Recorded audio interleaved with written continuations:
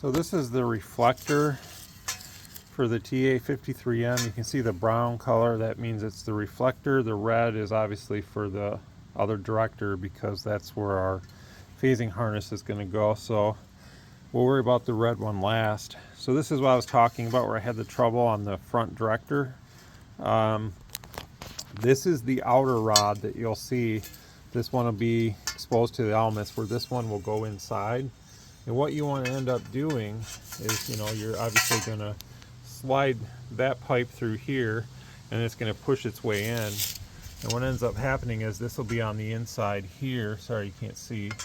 But this would be on the inside of the pipe. So it's meant to go in there, but it's very, very tight once it's in there. It's very form-fitting, and they do say that in the Mosley manual. So I was very surprised that when it got to about here, and that's why I was saying I could see the color band through the hole for the U-clamp.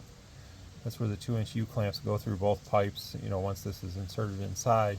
And I just could not get it any further up. You need to line up the holes, So, and obviously when you do that, it's not so critical now because when you're done that you have to have this hole here facing down so that you can put in your next element.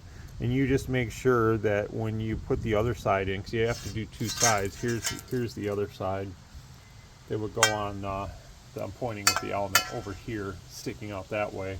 And this is going to be your longest element anyway, so it has two traps on the back side for each side. Again, there's two traps. You just want to make sure that when you have them both in, that those holes are facing down when you put this on the boom. If you don't, then you're going to have to redo it, and it's going to be very hard to get these pipes out. So you just want to make sure that when you're ready to put this on the boom and use the mounting block and all that stuff, that you have both of those holes here and here facing down. Otherwise you're going to have to redo some of your work, and nobody likes to do that kind of stuff. Nobody wants to redo their work.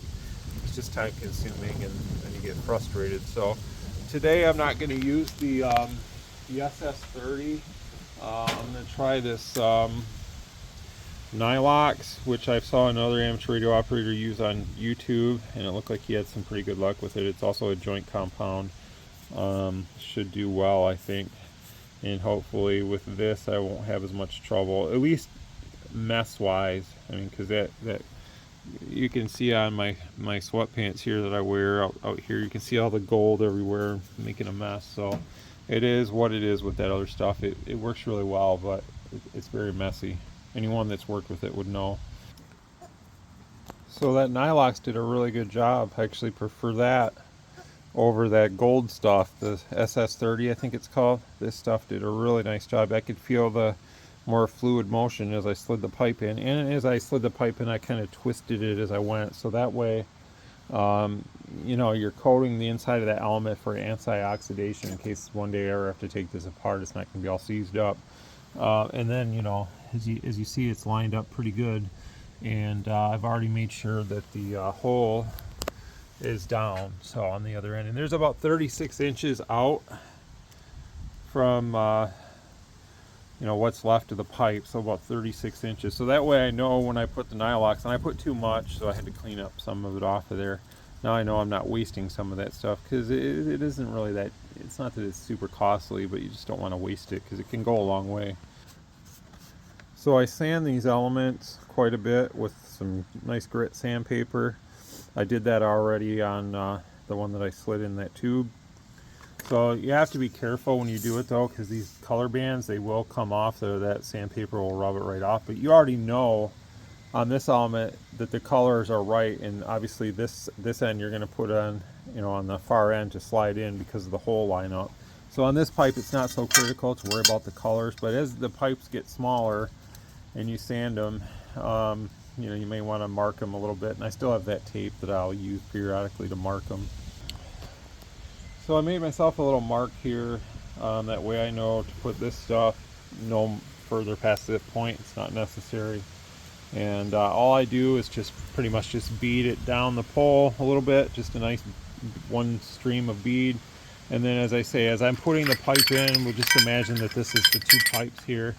This one obviously fits in here, and I'm just twisting it as I go a little bit. That way I'm kind of coating the inner element as best as I can.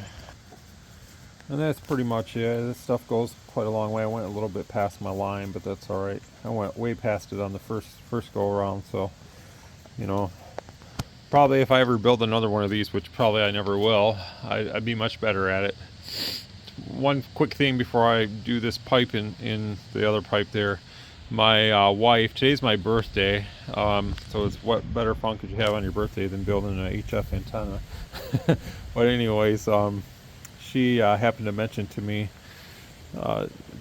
when she first woke up, she said happy birthday, and then she went out to the kitchen, and this is out of our patio on the back, so you can see it directly out the patio door, the Yagi out in the yard right here. And she happened to mention, boy, that thing is big.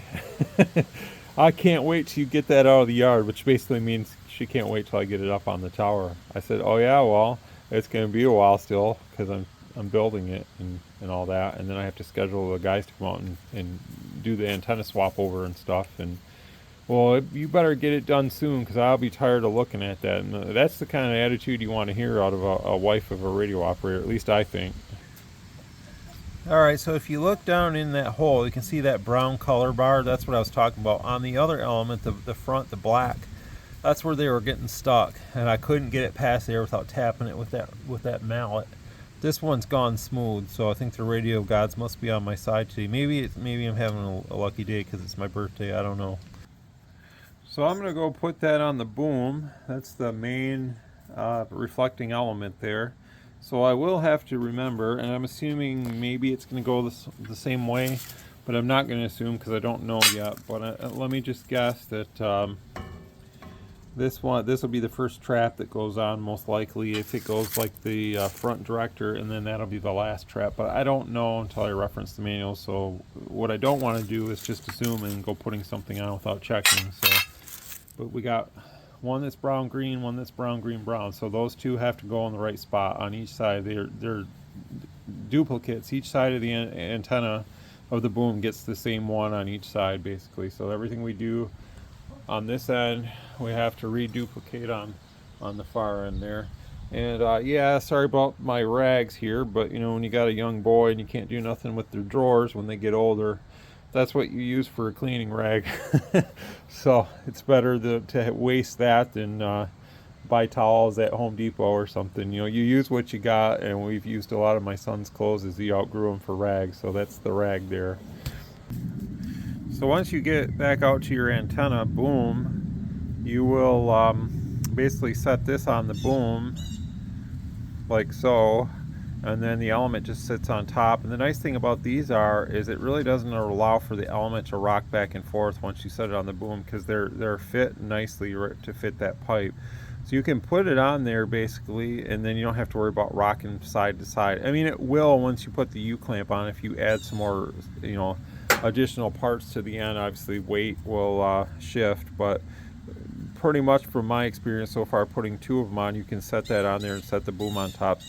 It gives you some flexibility. You slide the U-clamp through and bolt it on slightly, so that way you got room to work. I mean, you could probably assemble the whole element on the ground. That may be easier for some, but for me, I don't mind going out and having this already on, just go piece by piece. I think it's the better way for myself.